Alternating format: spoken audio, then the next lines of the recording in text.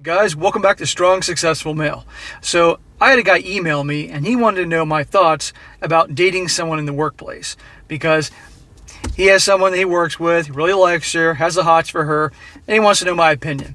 And I thought this was a good thing to do a video on because there are a lot of guys out there with this exact same situation. So, I'm going to go over his email here and let you know what I think.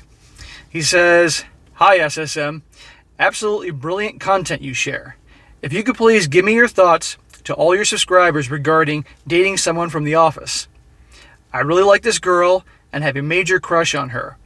But we work together, so I can't do anything about it, which is so painful and frustrating." Dude, there's probably like 4 billion women on the planet. You got plenty of options. I remember back prior to the 2000s, it was acceptable and the norm to date someone at work. But not anymore, as it's too dangerous, especially if things end and it becomes sour. Even if you're both in separate departments, it's not a good idea and way too risky.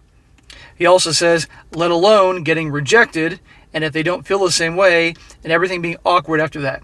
What are your thoughts? Okay, so to this guy and anybody else, any other you guys in this situation, you have the hots for some girl in the workplace, let me ask you a question. Is your job, is your career worth potentially putting in jeopardy for some piece of ass? Really?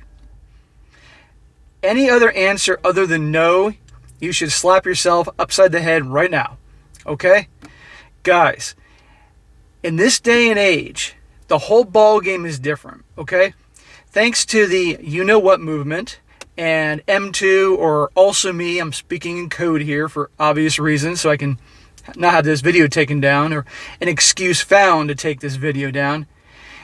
It's a whole different ballgame.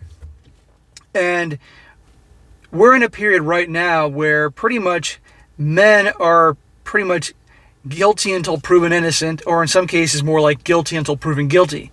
In other words, let's just say you're in the work environment and you have women that work there and they don't feel comfortable around a certain guy.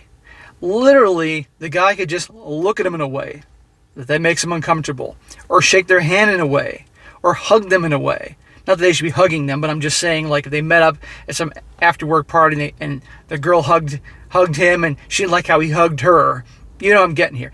Anything, a complaint can be made to their supervisors, HR, and that could end the guy's career just like that. And if you don't think I'm serious about this, check out some of the videos I've done about women that are upset about men either ignoring them or avoiding them in the workplace. Because every time I do a video like this, because I think it's very good to do and relevant, I do this about every 3 to 4 weeks. And I'm not trying to promote my own videos, I'm just giving an example here. I'll do a video, and within days, I'll have hundreds, if not 1,000 comments from guys all over the world telling their stories about things that happened to them, or people they knew in the workplace where they were accused of this or accused of that.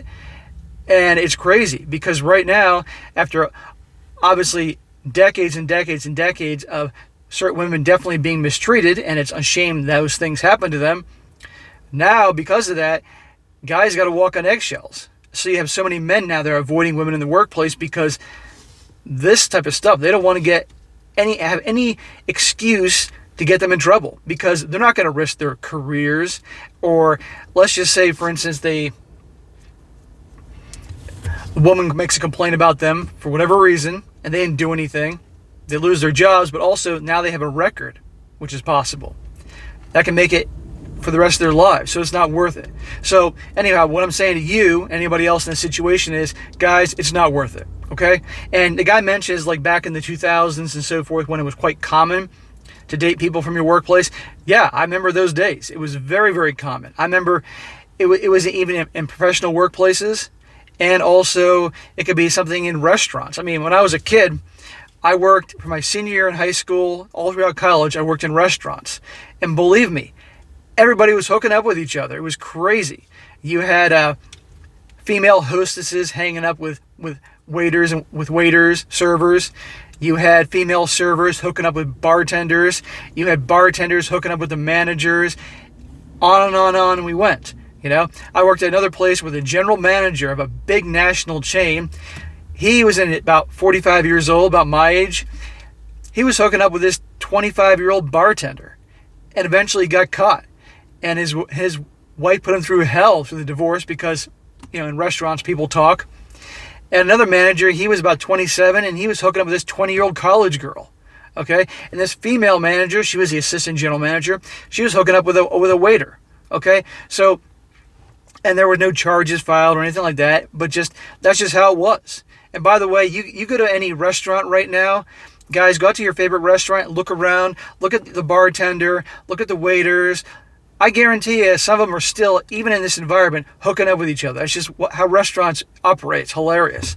But getting back to the point, back in the day, it was very common for that to happen. It was no big deal because, a lot of people from work hung out after work. They went to their favorite watering hole and people would get together. Not anymore. I mean, people will hang out, but in terms of getting together with somebody and dating somebody, it's just not worth it. Okay? It really is not worth it. And my suggestion is just, you got to deal with it. If you like this girl in your office, you can obviously, when you're there doing your job, she's eye candy, that's it. And it doesn't make a difference if she's in another department or floor.